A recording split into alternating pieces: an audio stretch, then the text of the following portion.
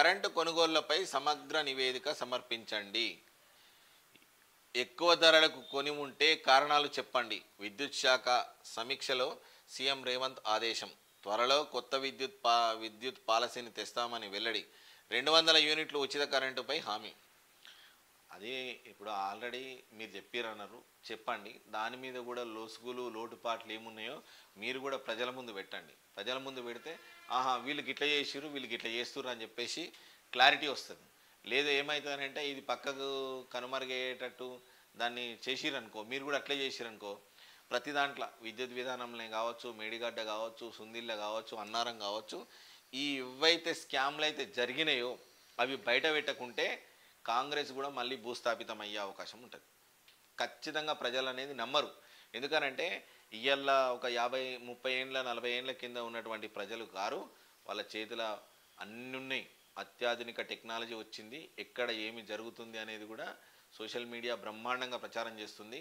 కాబట్టి ఒక రకంగా చెప్పాలి అని అంటే గవర్నమెంట్ ఇప్పుడు మీది ఎంత ట్రాన్స్పరెంట్గా ఉంటే రేపు పొద్దుగాల అంత ట్రాన్స్పరెంట్గా మీకు ఓట్లు పడతాయి. లేదు మీరు ఎంత బేకార్గా పనిచేస్తే అంత డేంజర్గా అవుతుంది. ఇది మాత్రం కరెక్ట్. ప్రజలకు ఇచ్చిన మాట ప్రకారం వ్యవసాయానికి 24 గంటల ఉచిత విద్యుత్ సరఫరా చేసి తీరాలి. నిరంతర సరఫరాకు ఎంత కరెంటు అవసరం, ఉత్పత్తి పెంచడానికి ఉన్న అవకాశాలను పరిశీలించండి. అభివృద్ధి సంక్షేమానికి సమప్రాధాన్యం సీఎం. 13 దేశాల ప్రతినిధులకు ఆతిథ్యం. అమెజాన్ ప్రతినిధులతో భేటీ. సరే ఇది మంచిగానే ఉంది. విదేశీ ప్రతినిధులతో భేటీ అయినాం. మౌలిక సదుపాయాలు ఒకటి, ఇన్ఫ్రాస్ట్రక్చర్ ఒకటి, నిరుద్యోగ యువతకు ఉద్యోగాలు ఒకటి. అంటే ఇప్పుడు నేను ఏమంటున్నా అంటే గజ్వేల్ ఉన్నాడు, గజ్వేల్ ఉంటే కేసీఆర్ ఒక గజ్వేల్ కాన్స్టిట్యున్సీ కాదు మొత్తం తీసుకునేది, ఒక గజ్వేల్ టౌనే చూపించిండు.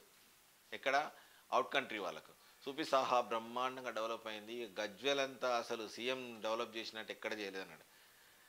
అదే గజ్వేల్ కాన్స్టిట్యున్సీలో క్షేత్రస్థాయికి వెళ్తే ఎక్కడ ఏమి అమలైనాయి అనేది కరెక్ట్ కనిపిస్తుండే, కానీ కనిపించలే. దయచేసి రేవంత్ అన్న మీకు కూడా ఒకటే చెప్తున్నా, కొడంగల్ అని ఒకటే కాదు మొత్తం యావత్ తెలంగాణను తీసుకొని సమప్రాధాన్యత తెలంగాణలో అందరికీ సమన్యాయం సమప్రాధాన్యత ఇచ్చి ఖచ్చితంగా ముందుకెళ్ళాలని నేను ఆశిస్తున్నాను.